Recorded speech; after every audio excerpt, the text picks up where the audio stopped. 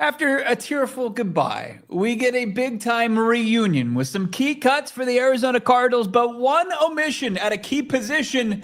Who's QB3, Johnny Venerable? Yeah, I'm thirsty. I need some juice with this team, baby. PHNX Cardinals, it starts now.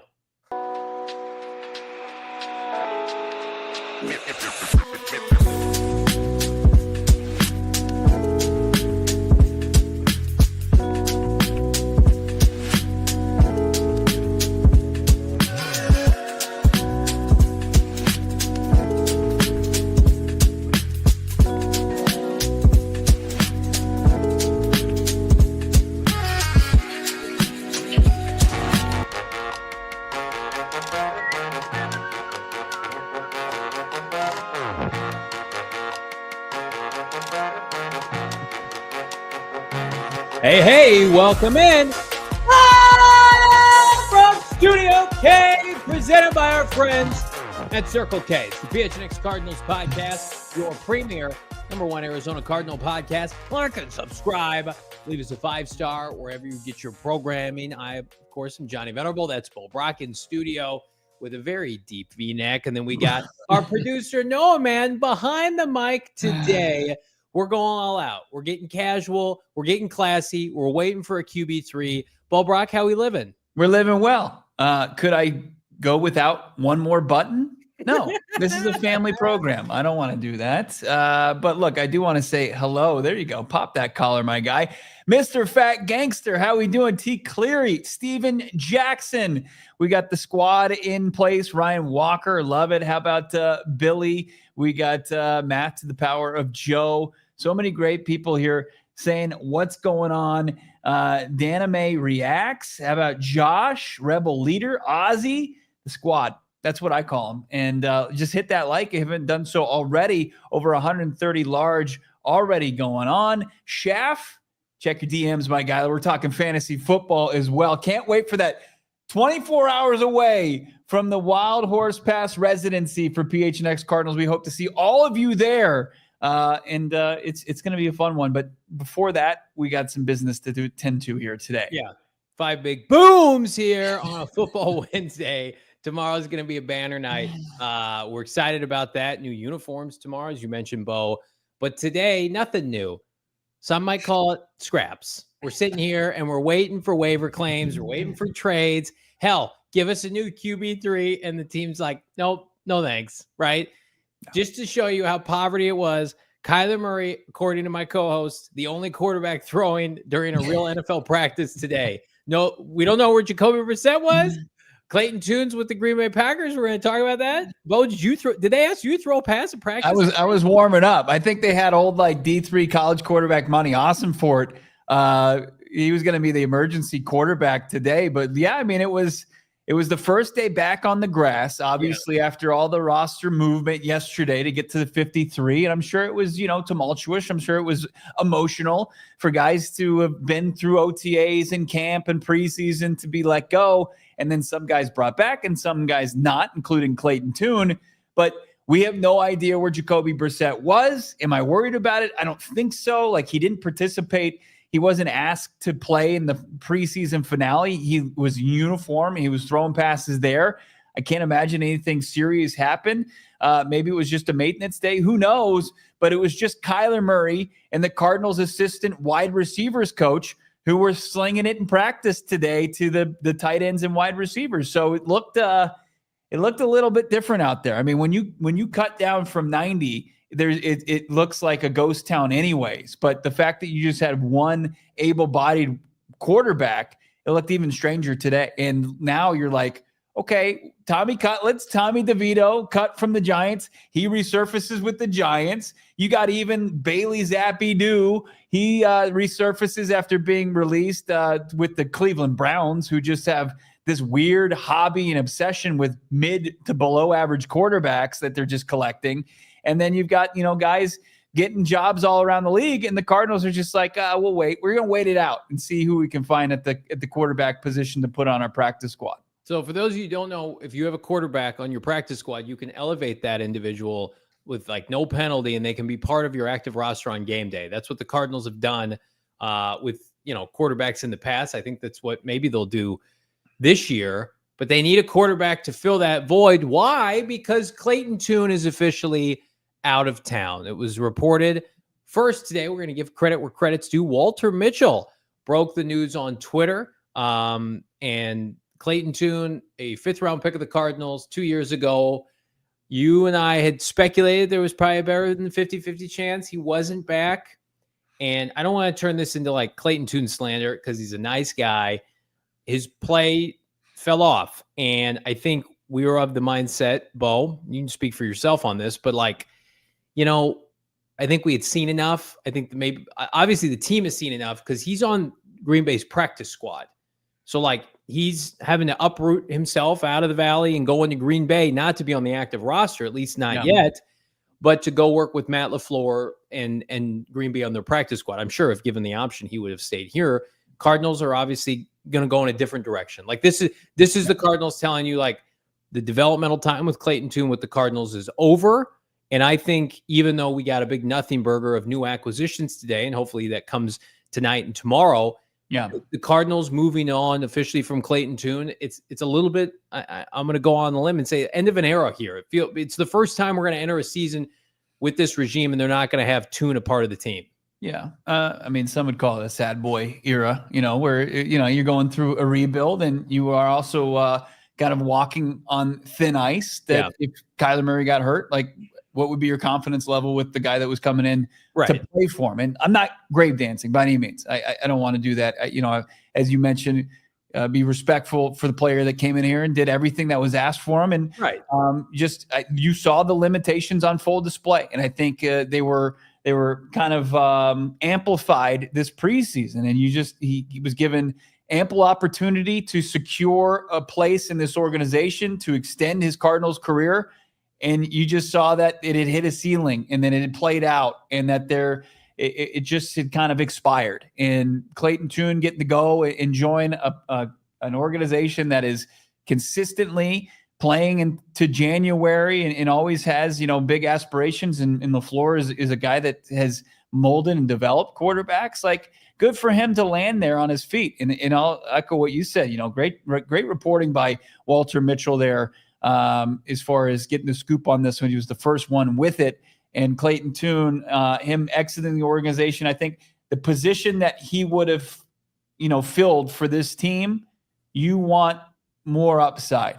And I think what you didn't see from Clayton Tune was that you knew that there was a ceiling, that you were limited, and now you just kind of go grass is greener. And I know it's not always greener on the other side, but I think you could find something close to that, if not somebody that you feel like you could develop more, because things had even regressed, I think, as far as Tune goes. He was throwing for 160 in a preseason game last year. He didn't even break triple digits as far as passing yardage in his 3 games this season. It was a bit tough, and he played all 4 quarters in the finale. So, Clayton Tune obviously served a role, an important, vital role as far as this team went, since tearing everything down and being a part of that rebuild.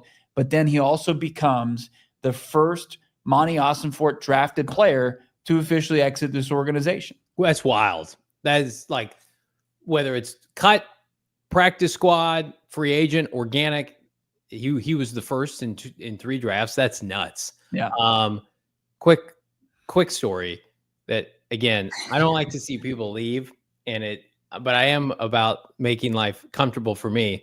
And last year we were in Miami, and we may or may not have run into some family of Clayton Tune, and they chatted up with Bo. They were not happy about some of your boys' comments after the 2 botched QB sneaks, tush pushes.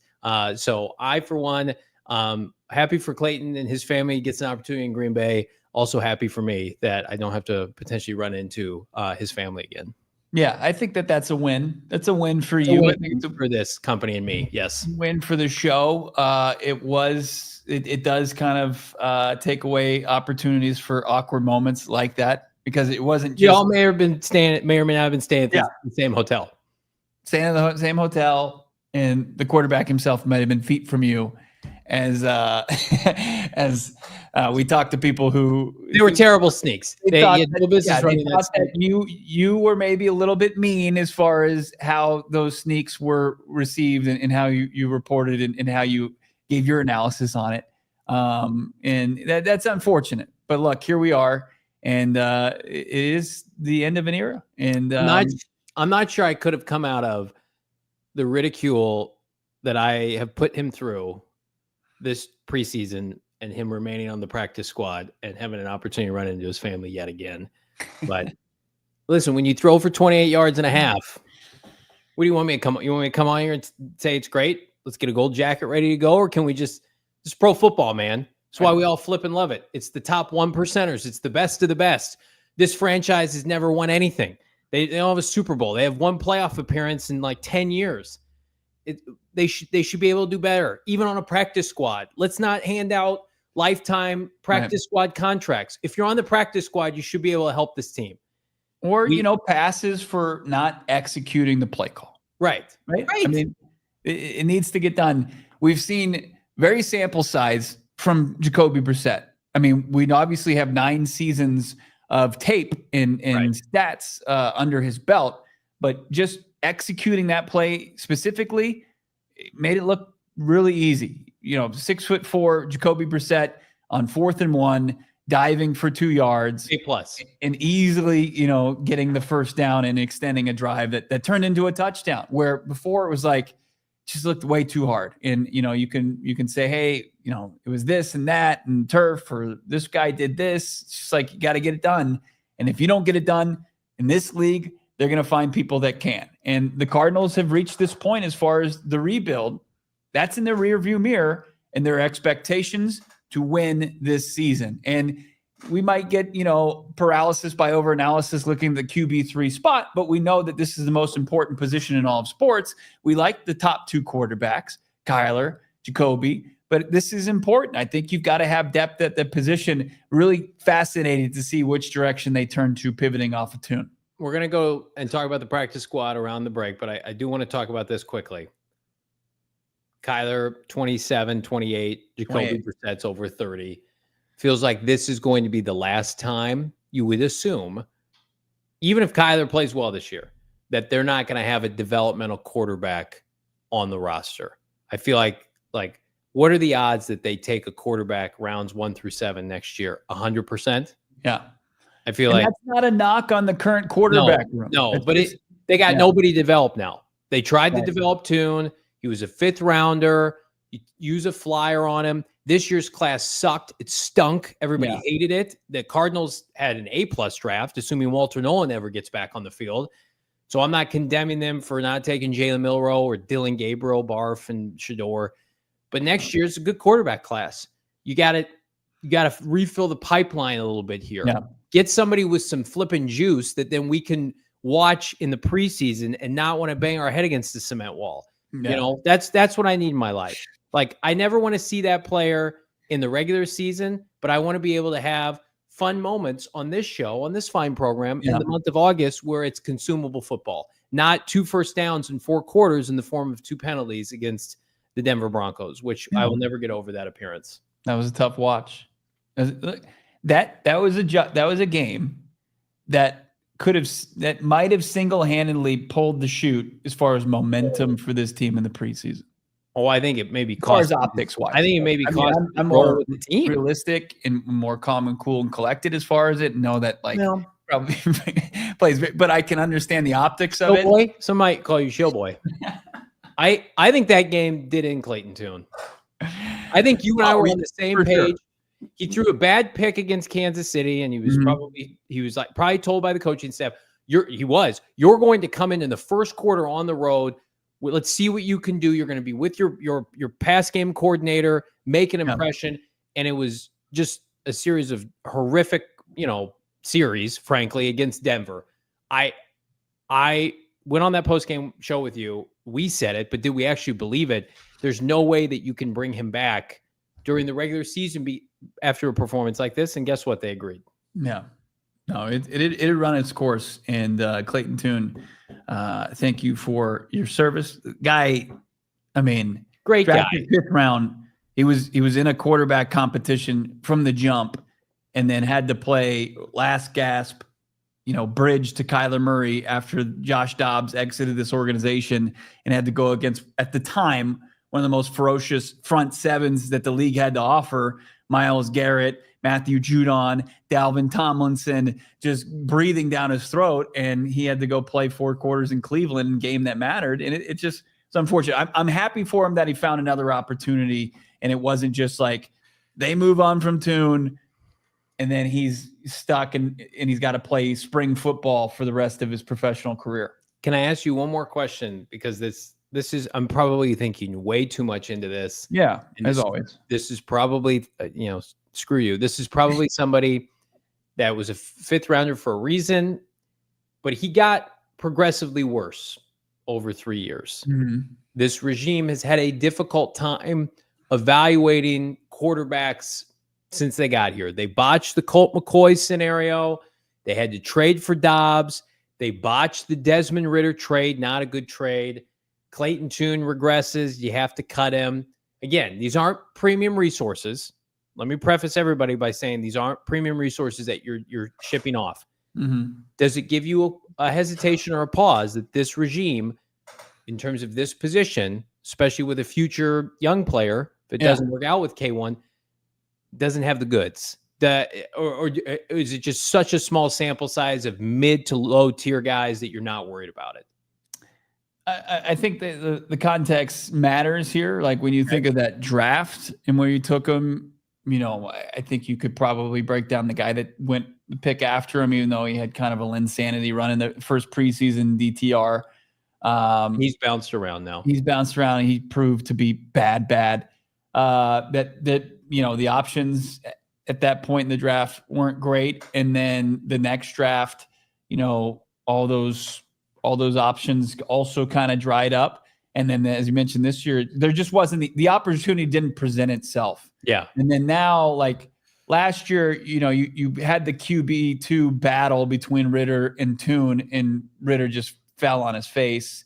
He also got released. It just never, you never aggressively pursued it. Hopefully that doesn't bite you in the behind. It doesn't seem like it will, because signing Jacoby Brissett this offseason kind of helped you out there. But until you do it, until you draft and develop somebody that, maybe there's some that will inspire confidence, I don't know if you can feel confident until that day happens. You can feel confident that the Cardinals, like many teams, took a player in the 5th round, like Clayton Tune, over Puka Nacua. So we pour one out here for the Arizona Cardinals 5th rounder. He leaves the franchise officially. Hold up your blue Solo cups like my co-host has done. We're back around the corner. DJ Dallas also gone. Practice squad, we're breaking it down. Where's the juice? It's PHNX Cardinals. Flipping hammer that like button for our friends at APS right now. What's 500 likes? You guys helped get us there yesterday. Let's double down. Let's do it again today. Hammer the like button for our friends at APS. It somehow sunk below 100 degrees outside. I walked my dog last night. It felt like 65. It was 95. But I'm going to tell you right now, it's time to adjust your thermostat, friends. Do it with our friends at APS. It's no secret that everyone in Arizona looks for ways to stay cool, save money in the summer. It's difficult. I get it. Smart thermostats are here, and they can work with your APS rate plan to maximize comfort and convenience while minimizing your energy costs. Remember, nearly half of the energy costs come from cooling and heating. A smart thermostat can help you manage your energy bills. Oh man, I need help. APS customers can receive a smart thermostat as low as $0, free $99 when you enroll in the APS Cool Rewards program. If you've already got one at home, it might be eligible for those cool rewards. So check them out right now. Plus, free installation is available in the link below. There's a video that'll walk you through everything. You got to be an APS customer. Shipping and taxing, other restrictions apply. Go to apsmarketplace.com, marketplace.aps.com for more information. Again, do yourself a favor. Adjust your smart thermostat now. Save money. It's a win-win. It was a win-win when we partnered up with our friends over at Rally House. It's your go-to spot to shop for the most outrageous selection of local Arizona team gear you can find. Cardinals, Diamondbacks, Suns, Arizona State, and Wildcats. All of them you're going to be able to find in Rally House. Just hit the QR code on the screen right now and take you to Rally House, rallyhouse.com. Thousands of gear and products that you can find. Shop the locations locally, brick and mortar stores all around the valley. How about Tempe, Mesa, Glendale? And just announced, friends, how about your boys are going to go out there and host a live show from the Glendale location out at Rally House. Johnny and myself and Noah, we're going to be there Friday, September 12th. This is leading up to the home opener on Sunday, September 14th against the Panthers. Join us at 4:30 at the Glendale, the Westgate location at Rally House, man. They have so much going on there. Come get yourself all the gear that you dream of. Drinkware, signage, coolers, socks, even sunscreen. Of course, the standards, the hats, the jerseys. Rally House, find your local Rally House locations. Shop their entire product assortment online, rallyhouse.com today. I'm going to get my kids, of course, we got the new edition, new roster edition. My son, Luke. Got to get him some Cardinals gear, and then I got to, probably get that Trey McBride jersey for my oldest. So Rally House, that's where I'm going to find it. Also, Johnny, failed to mention this at the beginning of the show, but I got to tell you right now, of course, PHNX Cardinals is brought to you by and presented by Bet365. Download the Bet365 app and use the code PHNX365, deposit $10, and place a bet for $5 to get $200 in bonus bets. You know what I would love? Go to Rally House for our live event. For my co-host to finally leave with a jersey, and then for you to wear said jersey to like a future practice. That'd be super fun. Hey, Trey. Hey, Trey. Hey, Michael Wilson. Look, it's Bo Brock here. I'm in your jersey at practice. Look, you had me as far as maybe, very, very loose, maybe. Yeah. That would be my, as a grown adult wearing a jersey, that it would come from Rally House. We'd have to, a lot of, persuasion there. But then the idea of wearing it to practice and being the ultimate shill boy, fanboy, that there's no coming back from that. Trey, do you think you could sign in the parking lot? Love it. Love all of you. Tomorrow, by the way, we're getting new jerseys. The Valley's getting new jerseys. The Cardinals are set to release their first alternate jerseys since they debuted the black jerseys somewhere in the neighborhood of like 10 years ago. I think the black ones have been around for about a decade. So we get the, what are they called? The Rivalries jersey. The Rivalry jerseys. There you go. Matt to the power. Rivalries. Jerseys don't show enough cleavage for Bo. That's true. We might have to get a custom made one. Go real deep with that V. Rivalry jersey. Not deep enough, my friend. That's true. We'll do predictions at the end of the show, what we think it's going to look like, and if people are going to vibe with it. But we want to hear. I tried to get a little info today from Darius Robinson, and here's his response. Was the Rivalry Uniforms tomorrow? Oh, we supposed to know. Oh, I didn't know we supposed to know tomorrow, but I guess we'll see what they're looking like. But I know Swim, our equipment guy, he does a great job with everything. So excited to see what he does. I don't think the equipment guy is designing them, but he's going to hook them up. He's probably going to get the helmets and the jerseys all settled for the team. So D-Rob, he's so locked in as far as his second year jump year that he hasn't even thought about him. He's too locked in sacking opposing quarterbacks and happy he's not Walter Nolen's situation right now because he was living that last year. I'm sure he's like, man, I'm just happy back being playing ball, and hopefully we get Walter Nolen out there with him sooner rather than later. In the meantime, diving into this practice squad, it was released today. Let's see it, Noah, man. The Cardinals announced upwards of 13 names on their practice squads with, look at that, 2 open spots. Some of the notables, we knew about Andre Michellia earlier. Semi Fioco is back, as is Elijah Simmons and Michael Carter. Bo, anything stick out to you? Yeah, it was great to see that Semi Fioco, who was not subject to waivers, that they were able to avoid him getting signed to a team's 53 or being, kind of wooed to another practice squad. I think he understands that he's close and that even as a member of the practice squad, he could be elevated on game days for a role. Michael Carter, great to see him stay within the organization. And then Elijah Simmons, actually, I got to send this to Noah so you guys can see Elijah Simmons and his return to the practice field today. Nothing short of ferocious. I love that they were able to keep him despite having to part ways with him, to make room for a guy that's deserving in PJ Mustafer. Andre Bocellia continues just the nonstop, being on practice squad and being a part of this organization and being on the active roster and then not. He just can be, he's the consummate pro and is able to help this team prepare week in and week out. And also you see Darren Hall, who he was targeted 6 times in the past game in 3 games, didn't allow a reception, Johnny. And he had that pick as well. Darren Hall, I think he's a guy that if need be, he can make an impact if his number's called. It's a good group. Simmons is the standout for me because, as you mentioned, I think this is somebody that's going to be on the Cardinals or another active roster within the next calendar year as he continues to develop. I mean, you think about, you get him refined in the Cardinals strength and conditioning program, not only during the season, but in the off season. He's going to have a kind of a rise, similarly like Mustafer has been around the NFL for some time. This, what is his 3rd or 4th training camp?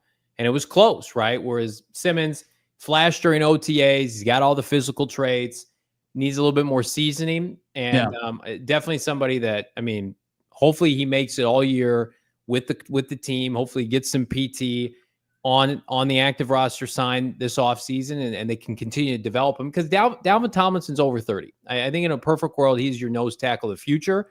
So that was encouraging. Semi was encouraging. Michael Carter, you felt pretty confident those guys would be available. To me, it's the more interesting facet is what are they going to do with those 2 open spots, and the fact that Aaron Brewer's still not around. They have not IR Justin Jones, who, by the way, didn't practice, Bo, as you reported again today. He hasn't practiced in about 3 weeks. Are they trying to – is that an injury settlement? What's going on there? There are a lot of moving parts, and JG, I believe, Bo, alluded to that, of how different and fluid the roster is going to be here before the opener. But it can't be too fluid because you want these guys, at least next week, you want these guys locked into roles, right? And right now, I feel like they have to, at minimum, sign a quarterback. And Aaron Brewer, they need a long snapper. Yeah, minimum have somebody that can play long snapper. There's always the joke, why when they ask Belichick, why don't they just cross-train somebody to snap and long snap? Yeah.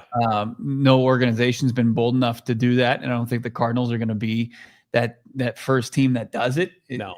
All signs indicate Aaron Brewer is coming back to this team. He's going to be coming back to this 53-man roster. It's probably the question that I've answered the most on social media. I appreciate everybody reaching out, but I really do believe it's going to be that roster spot is going to be freed up. I don't think it's going to be a settlement. I think it's just Justin Jones is somebody that they can roster or keep on, injured reserve, an injury list, designate to return. But since you were only allotted 2 of those spots for the initial 53, they needed him to be on the roster for the first full day.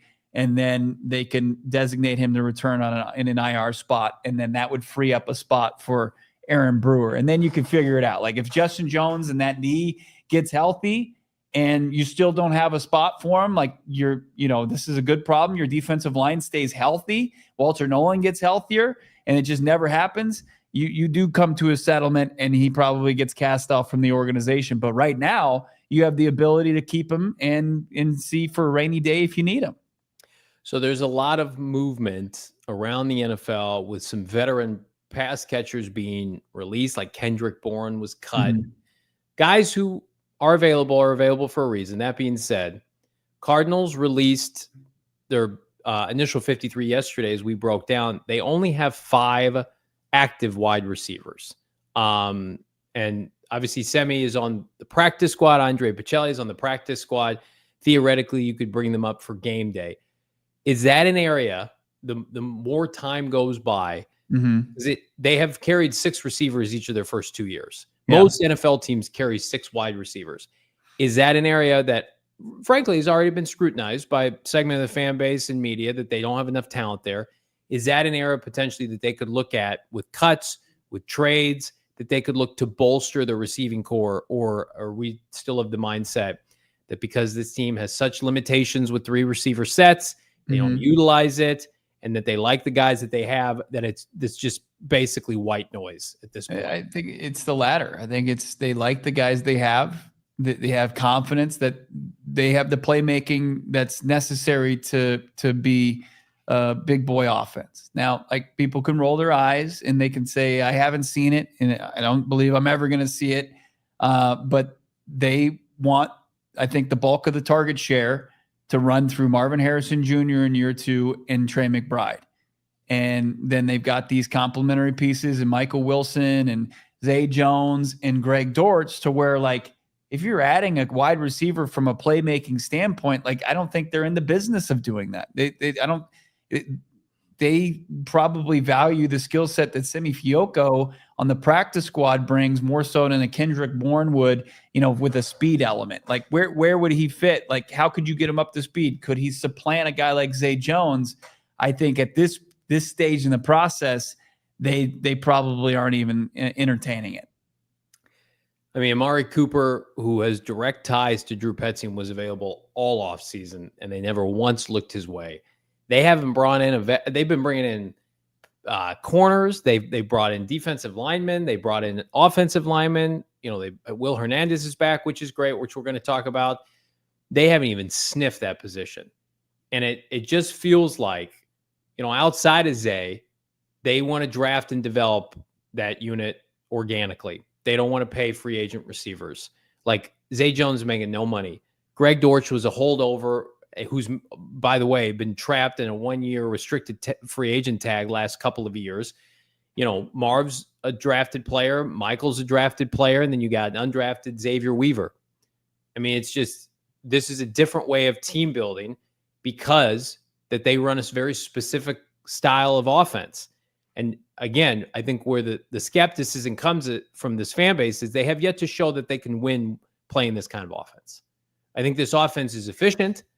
I think this, I saw Aaron Schatz, who rips this team, did an article with Kyle Odegaard, and he talked about how efficient the Cardinals were with Kyler Murray last year.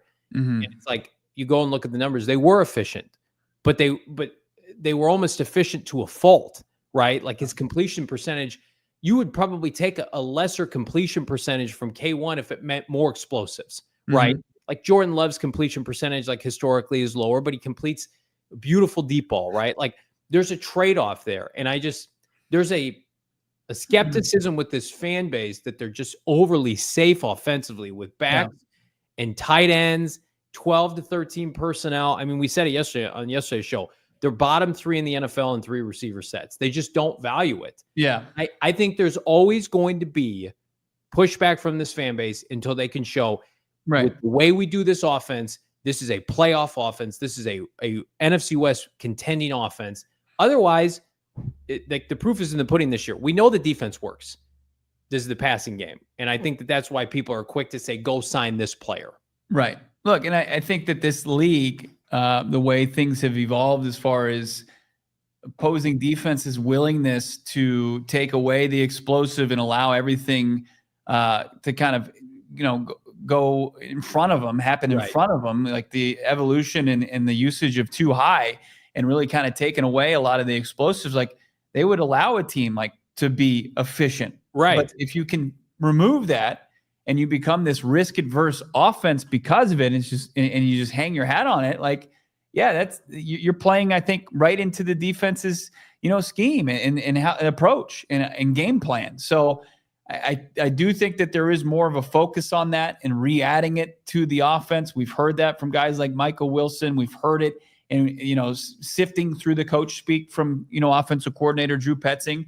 But now it's going to be, can they do it? Can they go out there and execute it? Can they dial up, 4 to 5 plays downfield each game and hit on 2 to 3 of them? Because it's going to be that so important for this offense to take that next step. Because the stuff that they worked on last year, if it was hopefully a necessary evil, where the efficiency was the name of the game, and then once they can kind of do those things, like Kyler Murray said, the boring things, and just do that almost blindfolded, but then add and incorporate, the explosives.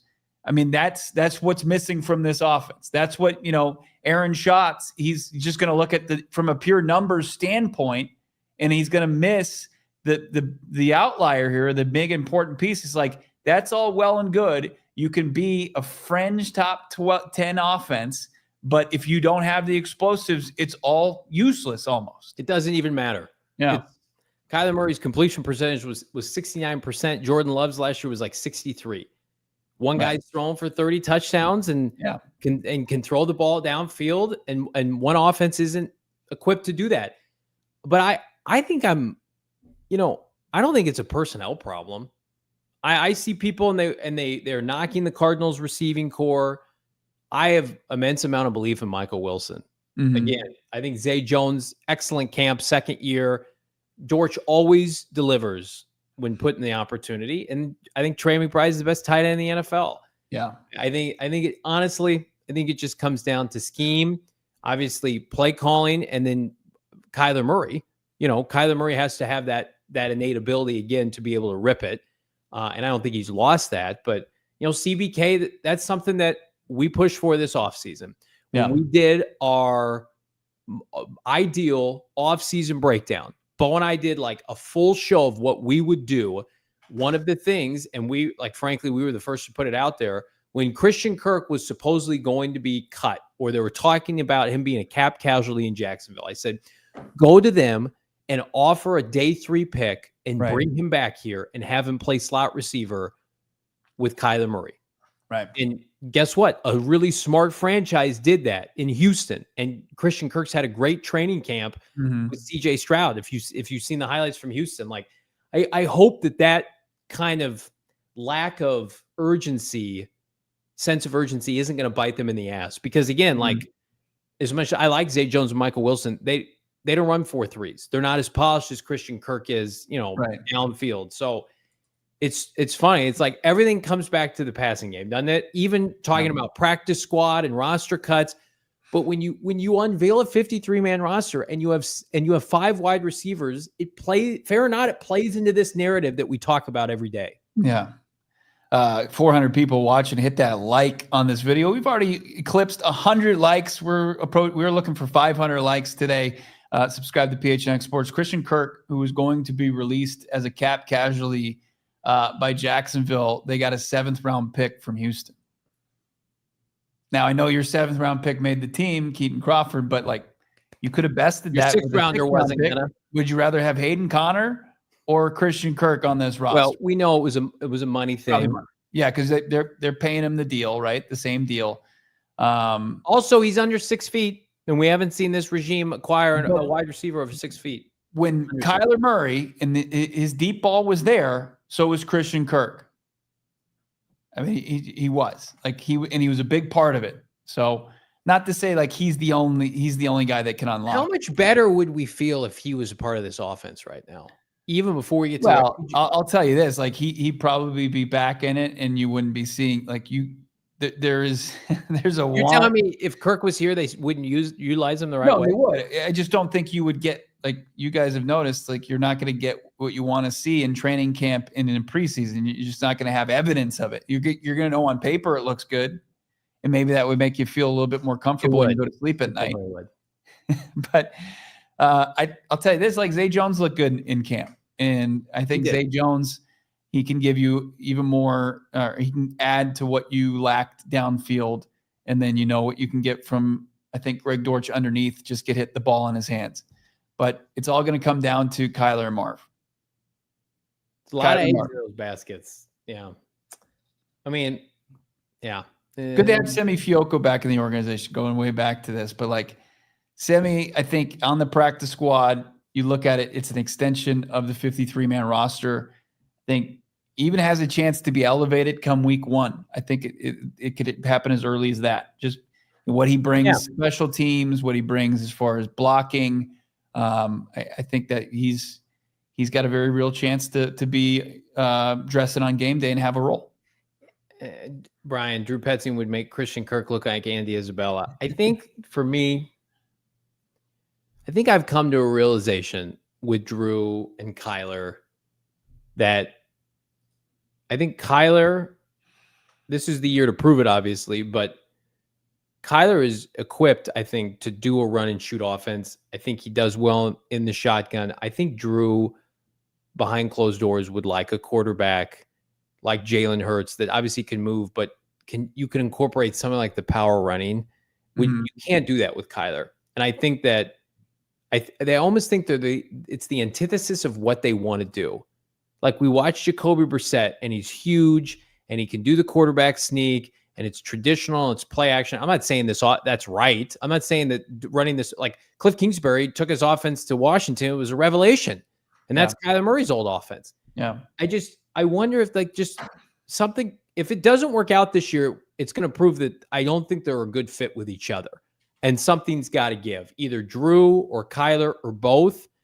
But big receivers, big backs, big offensive line, 12, 13 personnel. And then you have a quarterback who's 5'10", that has played in a very specific style of offense with success historically. And while sitting here, it's like, where are the explosives? I don't know. I need to see it work with the two of them. And I don't think anybody can sit here and say that they have full confidence that it's going to. I think it's just, we're going to have to see it play out.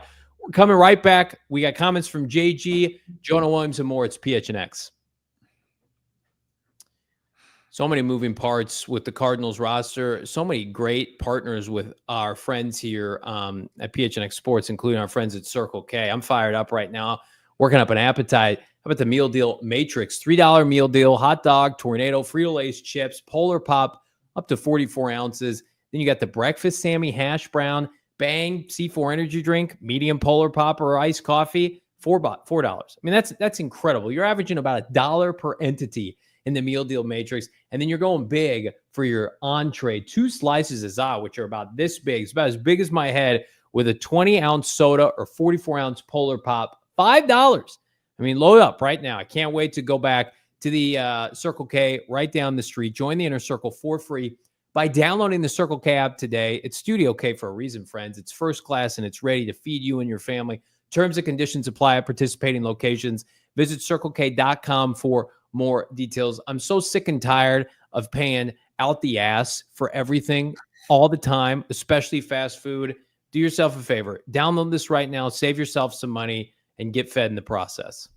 Love that from Circle K. I keep track of where I spend my money, and it alerted me that I often frequent Circle K, maybe far too much. But look, I'm saving big by being a member of the Inner Circle. You should as well. Also pumped right now, Johnny. Made my first purchase with our new partner, Mack Weldon. I've got a whole plethora of gear coming up. I'm going to rework my gear with Mack Weldon. You can do so as well and save 25% off your first order of $125, saving big bucks on the gear that you can pretty much, it's versatile. You can wear it anywhere. I've got the skivvies coming in. How about the Air Knit boxer briefs? Can't wait for those. Add that to my underwear drawer. Also, I've got the Ace sweatpants. I know it's 100+ degrees outside, but I'm gearing up for football season. Can't wait to rock those sweatpants, you joggers. They've got so many different tops, bottoms that you can wear. Plus, as Johnny has mentioned, the skivvies, which they do so well over at Mack Weldon, and it's so versatile. You can wear them whether you're going out or whether you're going to go work out. Check them out right now. Mack Weldon, MackWeldon.com. Get 25% off your first order of $125 or more with the promo code PHNX. That's MackWeldon.com. Promo code PHNX. Let me debunk something real quick.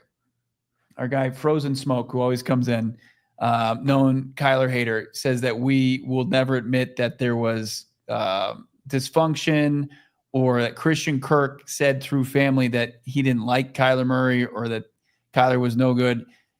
Christain Kirk had Kyler Murray at his wedding just like over a year ago. There's no rift between the two of them.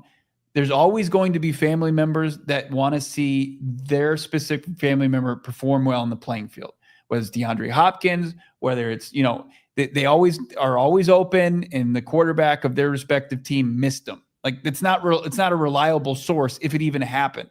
But to think that there's some sort of rift between Kyler Murray and Christain Kirk, it's completely false and untrue. I once reported that Christain Kirk's house was on the market, and he said that's not true, and then it sold. What? 3 weeks later. And he was gone on a free agent deal. And it's like, oh, he didn't want to be with the Cardinals. No, the Cardinals, they didn't give him the bag like Jacksonville, where they paid him $18 million a season. The Jags tampered a month in advance, and his agent went to Steve Keim, and Keim's like, I'm not paying you that. And Right. then the Jags were like, we'll pay you all the money. And then it reset the receiver market, and everybody else was pissed in the NFL, and nobody signed free agent wide receivers for like 18 months.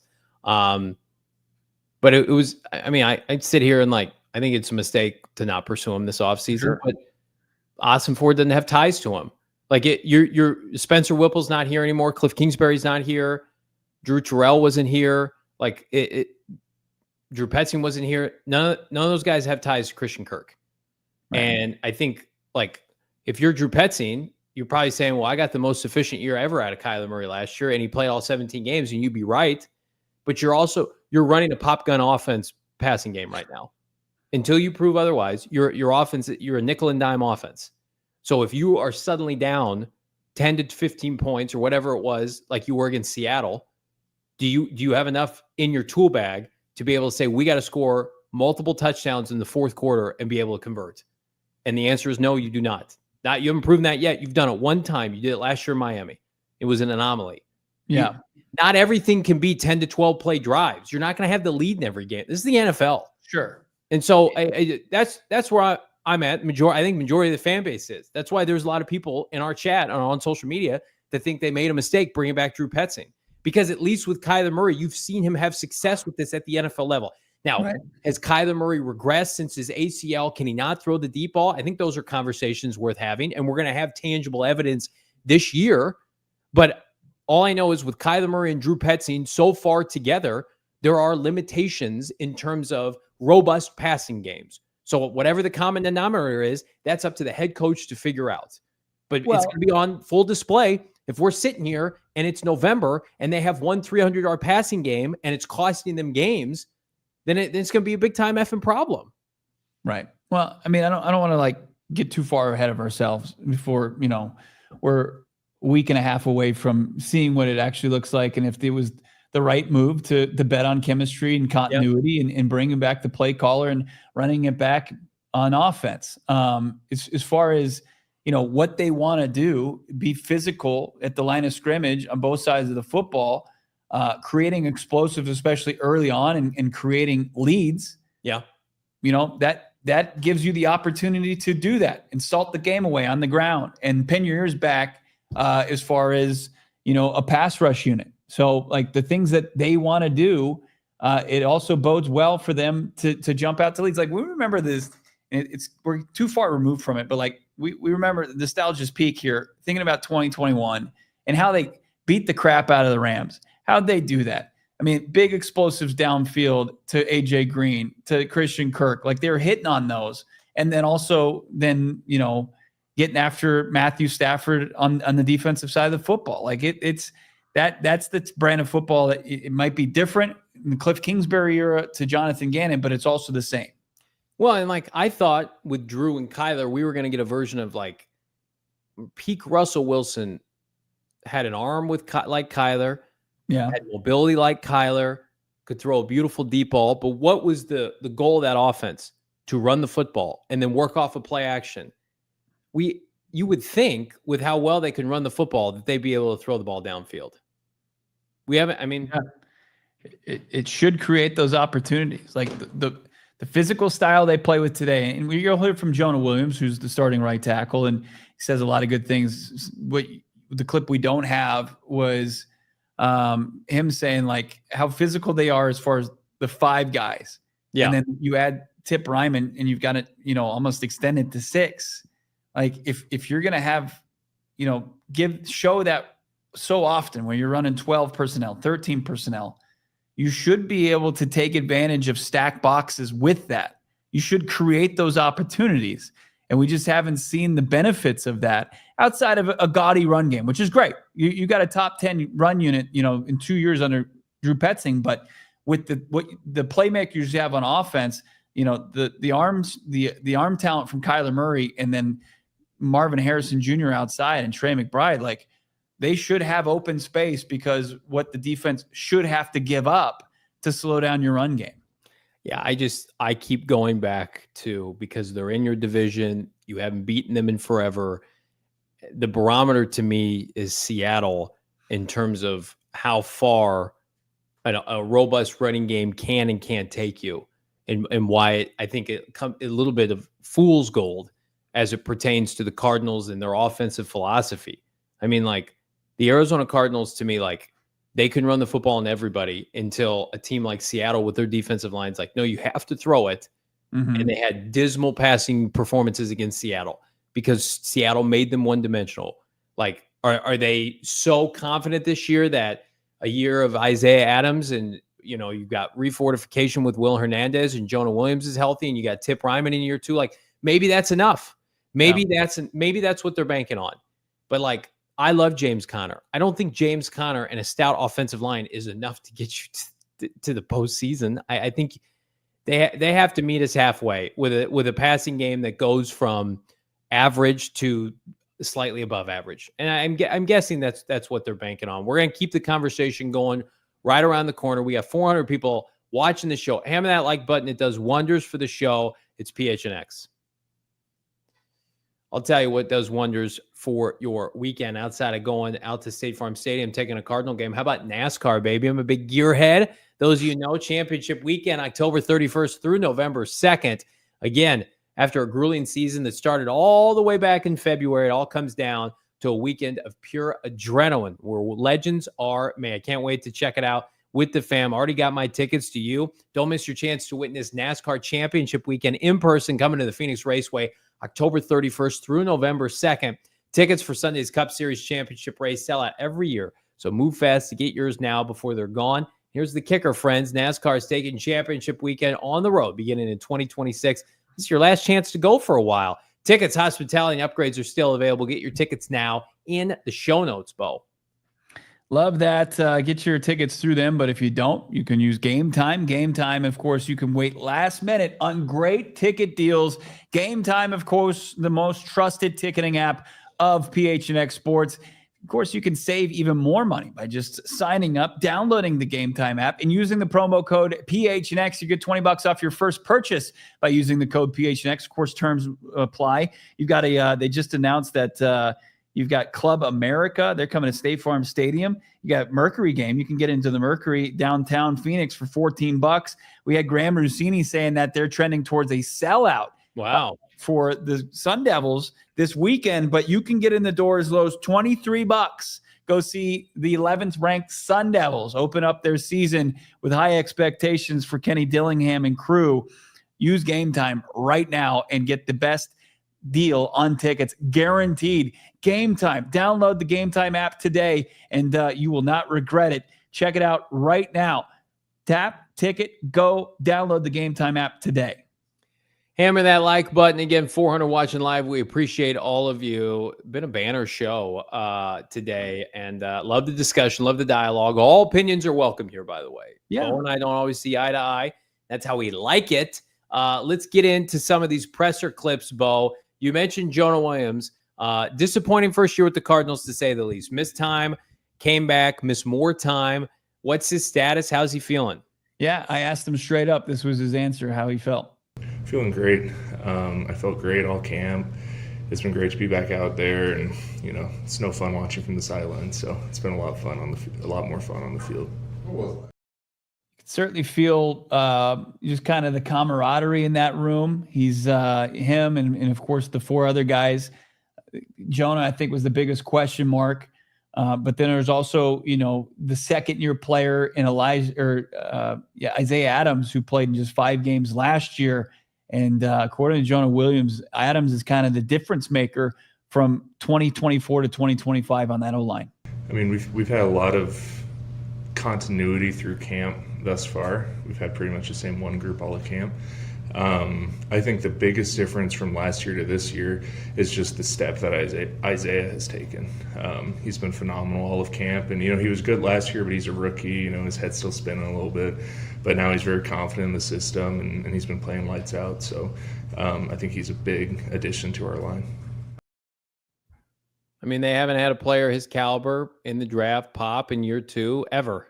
They've never taken a guard that was allowed to sit and learn the first year, wasn't forced into action out of necessity. I know he played a little bit at the end of last year, but he's been developed by, give Drew, I was banging on Drew for 40 minutes, give him his flowers. He knows how to develop offensive linemen. you think about it. Will Hernandez was he practicing today? Was he out there like a madman? I mean, not to knock Evan Brown, but like, is the best version of this line in like 2 months when Will's like fully healthy and like he's playing left guard? Who knows? It's a first world problems for the Cardinals at offensive line. Have they ever had this much depth on a line? Like you said, yeah. I mean, there are videos out there on social media. You see Will Hernandez moving around really well for a guy pretty wild who's 10 months removed from tearing his ACL. Last thing from Jonah Williams, as far as just the competition level in camp from both sides of the football. As I've played in the league longer, I've been able to get a better gauge on things. Because when you're young in the league, you're like, everyone's so good. Our defense is amazing. Everyone I'm watching is amazing. And then you start to get more and you start to feel like, oh, like this is elite or this is just average or whatever. I think the biggest thing I felt this year in camp is just how evenly matched we've been with the defense. Just going back and forth. They win a day, we win a day. They win a period, we win a period. And to me, that's a sign of a really good team because we're pretty evenly matched. And then it's also just a feel thing. I've been blocking great edge rushers all of camp, which has been good for me. And I know it's going to be, tough for the opposing tackles. So they need him to be good. Yeah. Can't obviously be in and out of the lineup. Unlike defensive line, where they're going to rotate a lot of guys, they want continuity. He mentioned it. Same 5 guys all camp. This has a chance to be the best Cardinal offensive line we've seen in 10 plus years. This unit needs to hold up its end of the bargain with health and consistent play. Because again, until we get concrete answers with this passing game, this is your best mode of offensive production is to grind people down. They've done it all 3 years. They need to take it to the next level. They need to be able to go to Santa Clara in week 3 and oppose their will on a shit defensive line, excuse my language, for San Francisco. Like you cannot allow the opposing defensive lines in the division to push you around. You have to set the tone. And if you do that, you're probably going to win the West. And Jonah Williams is a big part of it, man. I mean, like, as excited as we are at Isaiah Adams, if the guy at right tackle doesn't hold up his end of the bargain, the 5 offensive linemen have to play as a cohesive unit. It has to happen. Like, you can't just have 4/5 of them be good, because we know edge rushers, you got 2 guys on each side now coming after you. So it's important that, Jonah Williams plays better ball than he did last year. I know he's hampered with 2 significant injuries to his lower body. So that's what we had from Jonah Williams. On the other side of the trenches, we have a guy, a second-year player we're really excited about, Darius Robinson. He dealt with injuries last year as well. I asked him how he felt physically getting through camp. Yeah, I think it was fun, honestly. I definitely feel like I took steps in the right direction. But I ultimately had fun, honestly. And then just kind of reflecting, because I got hurt last year on the 22nd. So that kind of been in my mind a little bit these past few days. And just being grateful to go out there each day right now and just be in the present sense and do what I need to do. So honestly, it's just been fun. I mean, he's such an easy guy to root for. You want all good things for him and Marv. Like, both those guys last year didn't have the year they wanted. And now you sit here and it's like, Darius, tremendous training camp, flashed. Feels like we're going to see a completely different player, in the Superdome a week from Sunday. And again, like, you want to be able to sit back for 17 games and watch what was a first-round caliber defensive line, remind everybody what an impact maker up front looks like, because it's been so long since the Cardinals have had that, especially from a young draft pick. Yeah, and to be able to couple him and have the diverse room that they do have with the additions of Tomlinson, with the additions of Calais Campbell, and you're starting to see just the benefits of having a guy like Calais Campbell in that room. D-Rob talked about that, just his relationship early on with Calais. Calais can get a little hot sometimes, but he means love. Like, when he's talking to me, like, he'll grab me and be like, D-Rob, like, no, like, think about it like this or this. And then I'll think about it, and I'm like, okay, maybe I see where you're coming from. And one thing, he's really, like, he's brutally honest, like, really brutally honest. So, like, we watch a tape, and I'd be like, Calais, I think right there I would have. He would just be like, no, like, or something like that. And But that's the thing about like pass rush and just playing ball. Like it's crazy to think how many snaps you have versus like how many wins you can get. What a successful season looks like. So just focus one day at a time. It's great that you got Big Calais in there with one of your top assets in Darius Robinson that you need a big year from in year 2. That transitioned us here, Johnny, from of course our streaming partners over into overtime.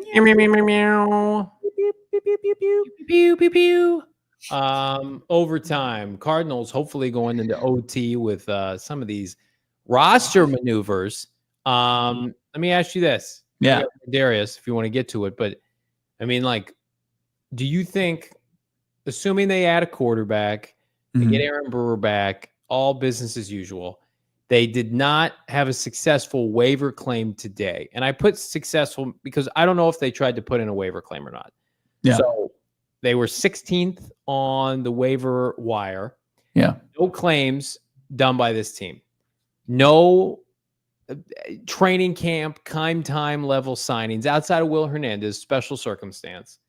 No starters in the preseason the last 2 games. So it seems like there's a lot of confidence, and I'm not going to take this as a bad thing. I'm going to pose it to you. A lot of confidence on the internal depth, the draft and development mantra.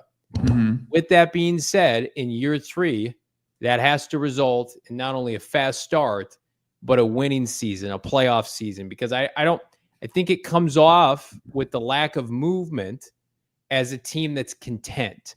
And you never want to be content if you don't have the proof of success that comes afterward. And we're still waiting for this regime to punch their ticket to the postseason. I think you leave yourself vulnerable and susceptible to criticism, certainly if you don't make the playoffs, but another August of we like what we have. We like what we have, right? And again, maybe I'm making a lot out of nothing here, but you're seeing other teams do roster manipulation. Yeah. I think back of like waiver claims from last year. Yeah. Do you remember any? Like 2 years ago, it was a gut job. They brought in Starling Thomas. They brought in Higgy Bear. Last year, I don't remember certainly any of note that they brought onto the roster. Yeah, there wasn't. I think they were tops in 2023 as they should have been because they were rebuilding, right? They were awarded, I think, 4 or 5. They made 5 and they had top priority or one of the top priorities to do so. You've got a couple different things here. There's the Eagles and what they do and how they are always tweaking the roster, and they've got one of the best rosters from top to bottom in the league. Like they're stacked. And you know what I think what Howie Roseman does, like you like that. You know, at some point you hope that the Cardinals reach that level. Yeah. And then there is what the Niners are doing. And I think you would be hard pressed to see a team like the Niners and the way they've been tweaking their roster. It's been out of necessity. Yes. Because they don't have enough players and bodies at key positions, and they're going to be bringing people in off the streets to play key roles for them, where it's just like Philly's just churning the bottom of the roster, tweaking this and that, but it doesn't matter because they've got their star players and their pillars at key positions. Like you don't want to be the team like the Niners who are just grasping at whoever's available. Out of desperation. Exactly, out of desperation. But if it's not successful this year for the Cardinals in the form of a return to the playoffs, you have to look at, you know, what Michael Wilson was telling us at the end of the season. Like they're pushing all their chips in the middle of the table now this year. They're going to see like what their worth is from a coaching standpoint, from a player standpoint, because you can't just say, well, we want to bet on these guys in year 4 because we think they can be like, because now it's like you are what you are is probably in this league. It's 4 years in. And I think that's the one where they're going to have to look at it from a critical eye standpoint. Like, do we like our players too much? But if year 3 players get better and year 2 guys make a jump, then they're right. Like if Marv is who we think he is, and that works out for the offense and takes them to where they want to go, then it's going to be a success. It's just if it doesn't, then you have to kind of recalibrate and figure out where you kind of had too much faith. I mean, players who are waived are cut for a reason, although good teams cut good players all the time based on, bloated rosters. I went back 2023, they made a ton of waiver claims. August 29th, they claimed Tristan Colon, Higgy Bear, Keith Ishmael, Manning. I mean, Starling Thomas, Kayvon Wallace. The next day, they claimed Carter O'Donnell. They were just churning this roster. Yeah. They did not claim a single player last year in August. And that, right. I mean, August, if you were tuning into our humble little fanboy podcast at that time, I was leading the show every day. They needed to make an acquisition of pass rusher, and they ignored it. And it was an embarrassment. But again, who was available? It was a terrible pass rush. They didn't have a pass rush last year. So no waiver claims last year, successfully done. And none thus far right now. Right. So the 2023 August was an anomaly. You're trading for Dobbs out of necessity. You're cutting Colt McCoy. But I think you have to look at now, so last year they signed Zay Jones in early April. They did not make another addition of note, an external addition for the rest of the year outside of Baron Browning at the trade deadline. Yeah. This year, they signed Will Hernandez, which was a relationship coup. Good, give them credit. They get all the flowers for that. Right. Outside of that, they have not made an addition in free agency or otherwise since Calais Campbell, right? But I'm not going to knock Ossenfort. I thought he had a fabulous March. But we know what the team is and isn't now. We've seen it for the most part. You've seen it every day at camp. We've seen it to some degree during the preseason. I hope there's not an overconfidence right now. I hope that there's not a stigma with their own draft picks. The Keim's worst quality is Ossenfort's best. His ability to navigate the draft. Keim's best quality could very well be Ossenfort's worst as it relates to refinement, July and August, and doing what's necessary to win in the intermediate. Now, Keim, he went to the well too much with the Chosen Andersons of the world. Yeah. He made some really bad decisions post Bruce Arians. But you always felt like June, July, and August with Bruce at the helm, with a good coach, and they've got one in JG now again, that they could go and pluck guys to fill some holes. I mean, is there an area that you feel like is vulnerable on this roster right now that an outside acquisition should help? On the surface level, it's receiver to the common fan. Externally, I think the only position group you have to look at, but I understand it, and I've got a lot of confidence in it because of the track record, is the defensive backs room. It is outside of Garrett Williams, it is relatively unproven. You're going to rely on a second and a first-year guy to play a lot of significant snaps for you. I love Max Melton. I love Will Johnson. I love that this room is completely homegrown. Like each and every one of them, Monti Ossenfort put the card in on draft day, and they became a Cardinals. And all 6 of these guys were drafted, and they're developing them.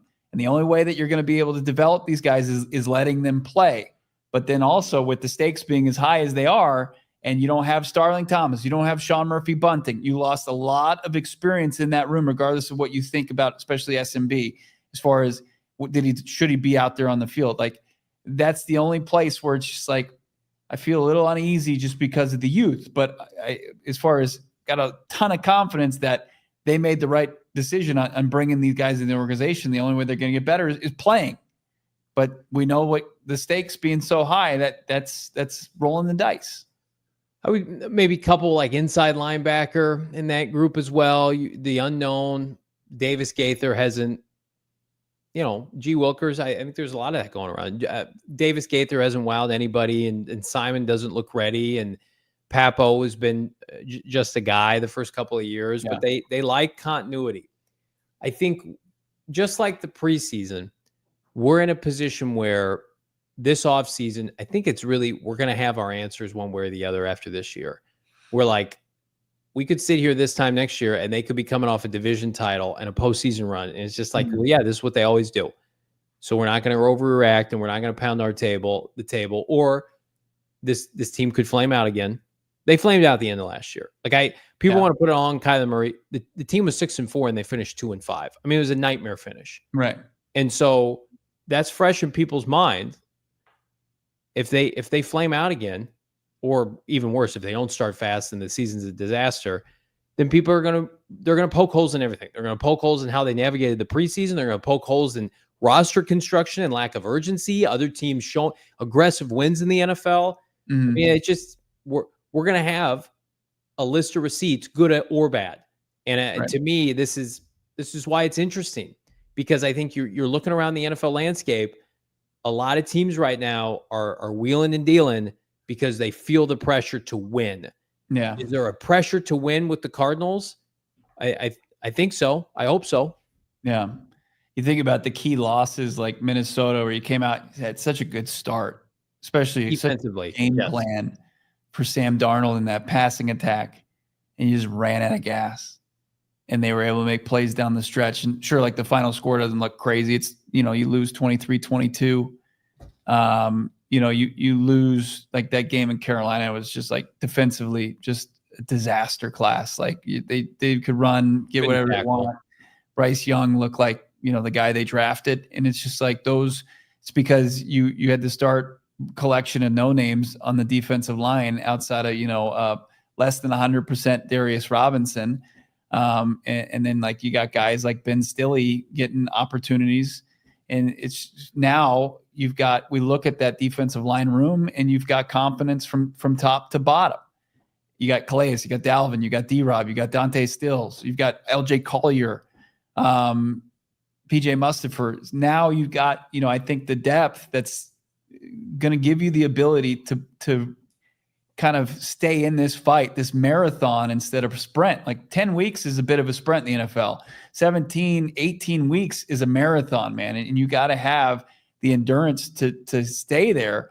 And in year two of a rebuild, like you love the players that they added, but did they have the ability to put the effort up necessary to finish a job and getting to a postseason through 18 weeks. And they didn't. They fell short. You're right. It wasn't just all on Kyler. It was that the team deteriorated throughout the rigors of an NFL season. I think they've fortified their line of scrimmage on both sides exponentially, and that will equip them with the success they need to be in this for the entire year. Because, they flamed out before the Rams game, second to last game of the year. The question is, does the philosophy that they're running offensively have a shelf life or have a ceiling, and can they break through that ceiling? Unfortunately, I feel like it's going to give people credence to either the notion that Kyler can't play anymore, that the receiving core isn't good enough, because I don't see, Bo, any other unit on this team outside of what you mentioned with corner and depth and experience. I really don't see any other unit, and this is the kiss of death, I'm sure, underperforming to a great extent. I think that their track record defensively speaks for itself. The talent influx is immense. They go 3 deep at almost every position. You just feel really good about what's going on with that unit. We know they can run the ball. It's really just, again, it goes back to this passing game. And again, when you're talking about everybody in the NFL right now is looking to acquire and trade for a wide receiver, there was no chance in hell that Ossenfort was going to enter that equation. Right. And because if the Niners are trying to do it, the Browns, all these teams want wideouts. The Cardinals, who are trade averse and passing game averse with wideouts, are not just going to throw their hat in the ring. So, it's biggest questions right now. They don't even have a third quarterback. Their second team quarterback wasn't in practice. They're keeping wide receivers. Might as well wildcat 13 personnel up and down the field to 10 or 11 wins. You want to get to these super chats? Let's do it. Yeah. Dana Ball Knower, $5. Practice squad is odd. Hall, Foco, and some others had positives and flashes like Brown, and then you have the out of place and overmatched like Leverett. Mm-hmm. Yeah. There's familiarity, I think. Obviously with the interior of the offensive line, you got Froholt, who's steady, and then you've got Gaines, who dealt with the thumb, and you just wanted to bring somebody in, I think, at this point in Leverett that has familiarity, and then that could be somebody that gets churned off the squad later. So I think bringing him back right now, I don't have an issue with it. I did like some of what we saw from Elliott Brown coming off the edge. But yeah, I mean, look, most of these, you look across the league in the bulk, the majority of practice squads are guys that were just cut the previous day. And then they're going to look to bring in some fresh blood these next 2 days, and also include that international pathway program player. So they can add 4 guys, Johnny, and one of them would have to be a pathway. It looks like they tried to tap into Deo Odele, who was with the Ravens. He's an edge rusher, and he would have been somebody that they had an exemption for. But Dallas was able to pull off the deal with him. Snatched him up.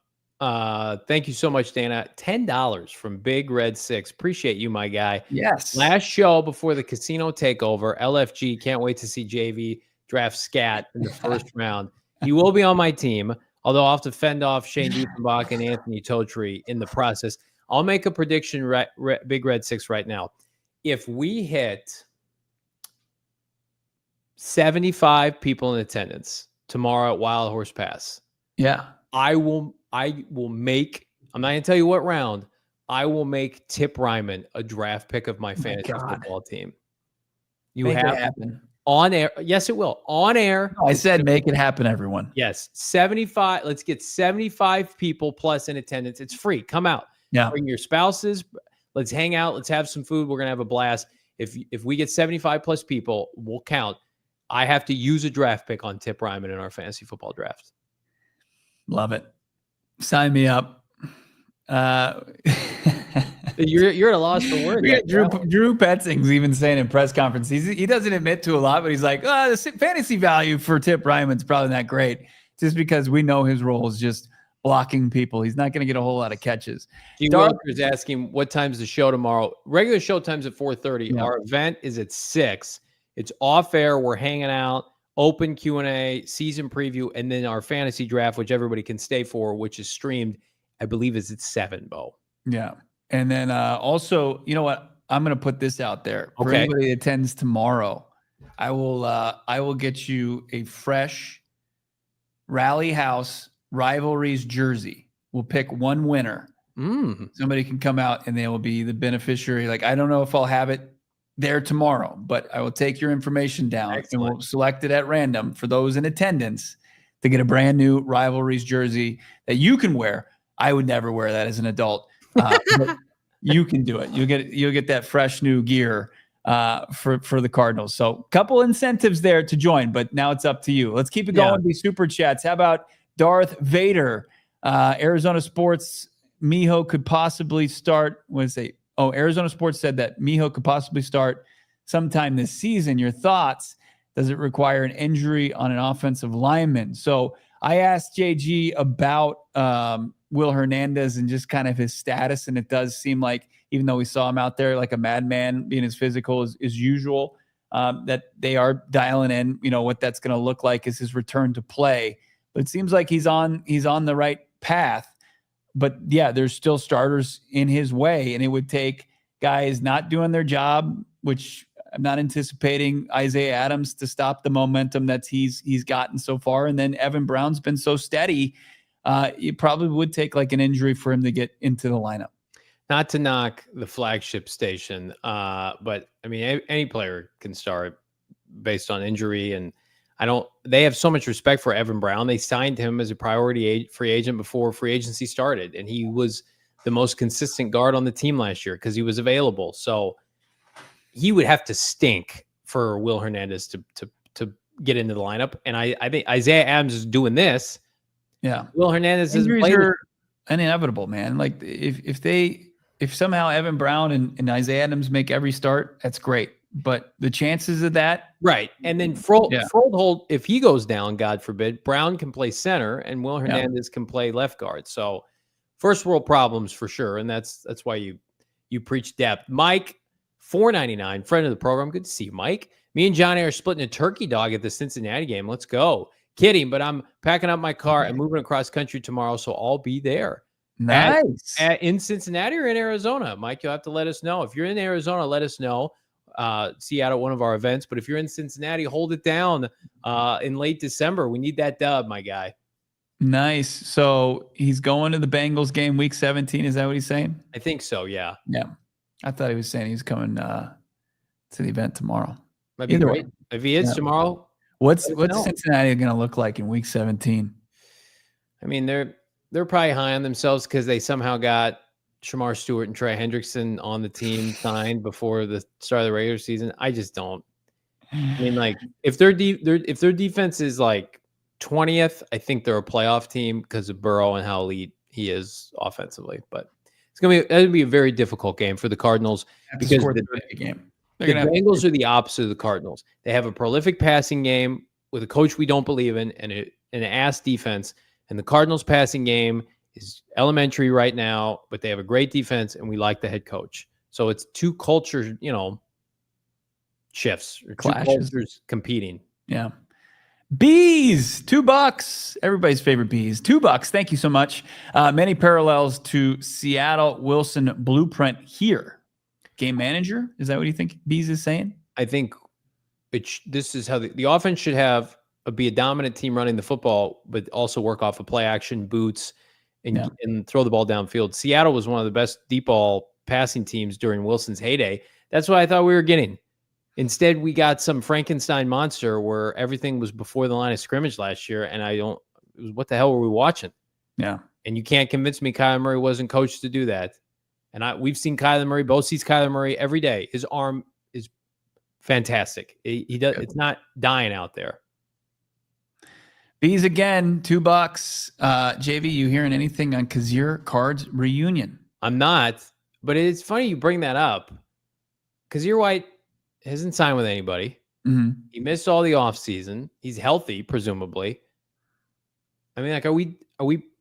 I know you've said like there's no chance they bring him back. Isn't this kind of weird though? It would take a Mac Wilson. No, like even with Mac Wilson, you think I don't know. It's weird that he's not on a team and he's still in Arizona. If they lost Mac Wilson, I think they would call Kazir. Well, no, but like, could you call him? Even you did last year. You had these two guys lead your linebacking team. It's different. Like they want with Mac Wilson on the field, they want to be more athletic, and they feel confident that Mac can play the Kazir role. But I get that. But is this a Will Hernandez situation where it's just like give him a job, keep him around? He wouldn't have a role. He just wouldn't have a role. He would just be second string behind Mac Wilson. Yeah, I don't. He doesn't have a job right now. But they still. I think there's respect factor. It would be much like Will though, in the sense of he would have to be okay with accepting that role. Maybe they're just like, hey, like we feel like you lost a little bit of a step, and we just feel like we need to be more athletic at the position, and that's what we're going to lean into, and that's where they are right now. It's a really young. He's not on a practice squad. He's not anywhere. It's crazy. It's crazy. I would bring him back at this point and cut Owen Papo and just be like, hey, Kazir, we'll tap you on the shoulder if we need you. Run with the second team. Are you going to put him out there on special teams? That's at least what you can do. No, be respectful. Chris Barnes was on special teams. That's a coordinator just named his son after him, and you're going to be like, hey, go out there and play teams. Go get him, Kazir. You were just the captain of this defense a year ago. Now you're playing special teams on kickoff. We just talked about it for 20 minutes. Put together the best roster that you can. He needs a job. You're not broaching this in March with him, but it's August 27th. You have money. Bring him back and say, hey, incentive-laden deal. If you get in, we'll load here's also like Cody Simon doesn't get any better standing behind Kazir White in the lineup. Draft and develop, baby. Can't develop where you're just standing and playing special teams. Some insurance, baby. James and Sag are right. You know, he was awesome. He was an animal. He was great. It was great to go watch him just light up ball carriers. He lives in Arizona and he doesn't have a job, and the season starts a week from Sunday. This is just bizarre. He's 28 years old. This is bizarre. Yeah. I'm with you, Kazir or Junior. Kazir is better than Keem Davis, Gaither, and Papo. I don't disagree with that, but they're younger, they're more athletic, and they want them to develop. Because then you get another year at a Kazir where you already feel like maybe it wasn't as athletic as you wanted him to be last year. He had a tough time defending the pass, that's for sure. Yeah, I think we're all just like put together the best possible 53 that you can, so we can. There's still the idea that you got to develop these guys. I'm all for developing, but the way you develop is that you play. I mean, Kazir and Cody Simon aren't going to play behind Mac Wilson Sr. They run a defense where just one off-ball linebacker. I mean, let's just call it what it is. They don't run. Buda Baker's the other off-ball linebacker, if we're being honest. I think people don't want to hear the D word when it's not associated in year 3 with the W word, dubs, winning. I think people want to win. I think development is for, yes, if you can do it on the fly with guys and you're putting up 10-win seasons, let's go. The time for development with younger players, when that was the priority while simultaneously trying to compete, that's done. I want to go into at Seattle, at San Francisco, at LA with the best 53-man roster to, I don't know, win a division for the first time in 10 years. Mm-hmm. Will Hernandez could be blocking somebody's development. They're like, no, he wants to play here. Let's give him a deal. We need depth. Who's he blocking? Hayden Connor? They found out he couldn't play. Adams. Crap. We can't do anything with this. Get Will on the phone. I just feel like, look, if it becomes a liability, if the linebacker opposite Mac Wilson on defense shows to be a liability, then yeah, pick up the bat phone and call Kazir White. I just feel like Cody Simon, if he can play, he'll play. Right? He didn't have a great preseason. He's going to play special teams. Got better, didn't he? He did. Yeah. He'll continue to get better. Being coached. His Ohio State career went. He just goes like this. For sure. But I'm just trying to put to, like, Kazir White's better than Owen Papo. Bringing Kazir White. Right now. Absolutely. Well, I think forever. I think Owen Papo, 3rd year. I think forever. Sorry. I know. We're arguing over 4th team off-ball linebackers, but I just find that I would have bet my 401k that he was going to be signed during training camp. Right. People get to look at their off-ball linebacker group and like, this group stinks. Let's sign Kazir White. He's available. Maybe they feel like, though, that they are kingmakers with that position, which they are, and they're just like, we're fine. Yeah. So a rough August doesn't make, it doesn't sink, it doesn't make or break a player. So from Akeem Davis Gaither to Cody Simon, I know there's less confidence in Owen Papo. I'm there with you, but you got to give those guys a chance to develop. So they're guys are crushing in the chat, by the way. I mean, Nick Rollis was an off-ball linebacker himself. I know. I was just about to say they had an up and down preseason, but their run defense was chef's kiss, and I think in all 3 games. They look good. The Broncos game, even though that was a horror show, the Broncos destroyed them on the ground. I was looking at the wrong statistic. 167 for 5.2 yards per clip. Burn the tape. Burn that Broncos tape. It was really gross. Go heavy on Bronco players in fantasy. That's my strategy this year, unfortunately. We got a absolute marathon of a day, and it got even longer. As far as the coverage for PHNX Sports, Johnny, it starts at 7 a.m. tomorrow. Because that's when they are unveiling, revealing the rivalry uniforms. We'll have coverage. I will. That's right. I'm getting up anyway early with the newborn. So we'll have the latest on that. Look for that. Set up alerts on YouTube. Make sure you're subscribed to PHNX Sports here on YouTube. So it starts then. You got you practice coverage. JG talks at 9:45. We'll ask about Jacoby Brissett. What's the latest there? And, of course, we'll have you covered as far as if they make any more additions, which we expect them to do. We got 3 openings on the practice squad and an international pathway program player. Will they add a quarterback? I'm sure they have to. They need a They need a quarterback. They need a quarterback. And then, of course, coverage starts from Gila River Resorts and Casinos at 4:30. We'll be there probably earlier before showtime. You want to come hang out? Join us, the Upper Deck Bar and Grill. And then we've got our town hall going down at 6, and then our fantasy football draft at 7:30. Is that right? 7:30 or 7 or 7:30. Yeah. It's going to be a whirlwind. We forgot to mention this. Bo mentioned this on yesterday's show. So it was made official behind the scenes. Our newest addition to our coverage team here during the season. We're going to make that announcement off air to the people in attendance tomorrow at 6:00. And then probably shortly after, or maybe on Friday, we'll make it public elsewhere. We have to decide that with our leadership. But if you're in attendance tomorrow at Gila, you're not going to want to miss this, the biggest announcement in the history of this show.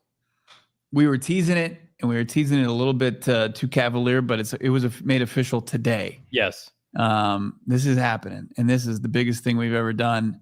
Cannot wait to let those know in attendance who's going to be joining us for Cards coverage this year. Nobody's going to be able to touch this thing that talks about the Cardinals. This is huge. Fired up. Everybody hit a like, subscribe to PHNX Sports. I'm telling you right now, you got no plans tomorrow. Come out to Gila, even if you've never come out before. If you're skeptical of coming out, hit us with a DM. Our DMs are open. We want to see you all tomorrow night. Let's have some fun.